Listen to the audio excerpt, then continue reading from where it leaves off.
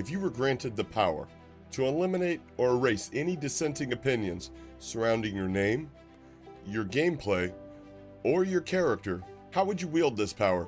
Would you use it against smaller creators to quell any accusations before your audience gets wind of them? A better question may be, what does it say about a large creator copyright striking a smaller creator's opinion piece? Such as EYEQEW recently did to a YouTube creator with less than 200 subs. We're going to find out on today's video. It starts right now.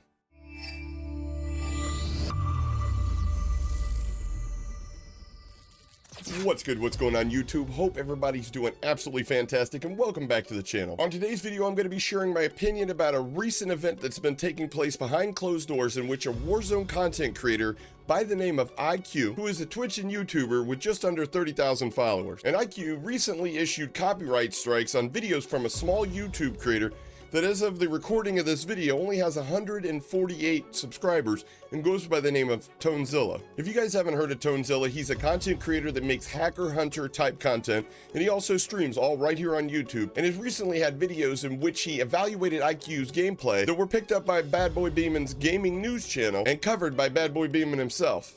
More on that later. So ToneZilla recently reached out to myself and AOI, who also did a video on this, which I'm going to link down in the description, asking for help in resolving this situation. And ToneZilla, believing, and rightfully so, that his content fell under fair use constraints, as they were merely opinion and review pieces, such as the many videos that you'll find on others within this genre of hacker hunting. Now, I wish ToneZilla would have reached out before he initially replied to YouTube's email of the alleged infringement, because I would have been able to help him properly word his response. That way he would have been able to keep his video up this whole time. Sadly, his first response went out before he reached out to AOI or myself, but we since then have been able to help him formulate a proper response, and hopefully, you know, his second go around with YouTube ends with positive results for his channel. But that still leaves the question, instead of using this as an opportunity to stop accusers dead in their tracks and prevent any further substantial accusations from this creator or others, EYEQEW decided to copyright strike the material. Now, was that because it was much easier to use your experience and understanding of the YouTube copyright system against a small new creator that hasn't ever had to deal with YouTube's somewhat complicated copyright system? More so than it would be, you know, to set up some cams, show a couple things on your PC and display capture, and, you know, then move on. Was the gameplay that was reviewed by ToneZilla so egregious that you had no choice but to either, you know, own up to it or attempt to falsely cancel this creator? And yes, I say false copyright strike. That's not an opinion, that's a fact. I've seen the material many times over, and in my professional opinion, it not only falls under fair use constraints, the videos are actually very well articulated and well edited. And for a larger creator to take the route of abusing the copyright system, it's disgusting. And this all leads to one last question that I have for EYEQEW. Why haven't you issued copyright strikes to BBB?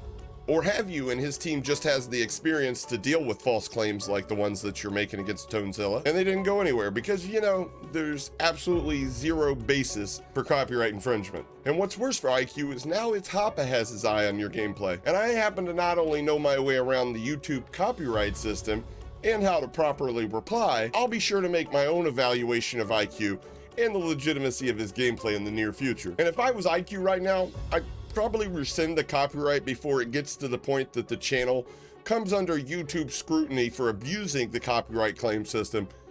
Because at the end of the day, ToneZilla's content was not only transformative, it was for purposes of reviewing and critiquing the streamer's gameplay for discrepancies, news reporting, and anything found within EYEQEW's gameplay, teaching others his unique evaluation methods, and for research of legitimacy of said gameplay. Oh, what's that, Google? Oh, you want me to search what is considered fair use?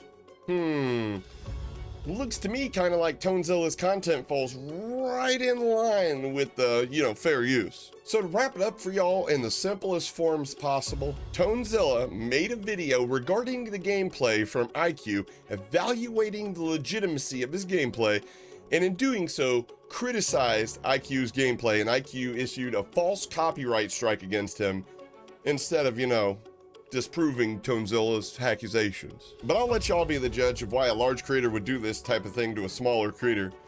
But one thing's for sure, I can promise you when I decide to give my evaluation of EYEQEW's gameplay, should there be any false copyright claims on my content, I know my way around YouTube's copyright system, how to respond, and who to talk to should a channel continually make false claims, which by the way is a breach of YouTube's TOS for creators and can result in the removal from the partner program or in severe cases, a channel termination. All things to keep in mind when someone on the internet hurts your feelings and you don't have the mental capacity to respond. Hey guys, good news, just a quick update with the second dispute ToneZilla filed with YouTube.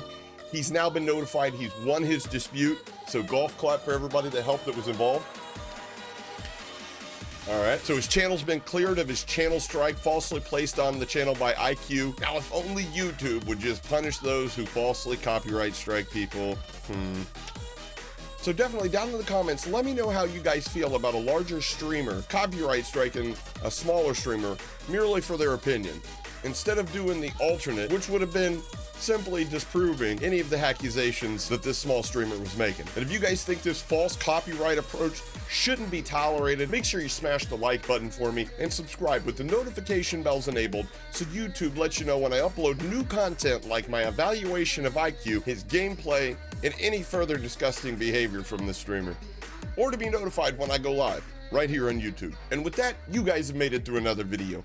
I've been ItsHapa, and in the wise words of political strategist Rick Wilson, who said, "When authority is total, so too is the madness of the man who declares it, and the potential for abuse of power." Catch you guys on the next one. Mahalo. Hold up, little buddy, what is you doing? Finna go hard, hard, hard. Ice on my neck, ice on my wrist. That for the squad, squad, squad. Know they gon' hate, do what I tell them. Get on your jaw, jaw, jaw. Work on smooth, I got the moves. I swear to God, God, God. Hey, I just dropped 200 on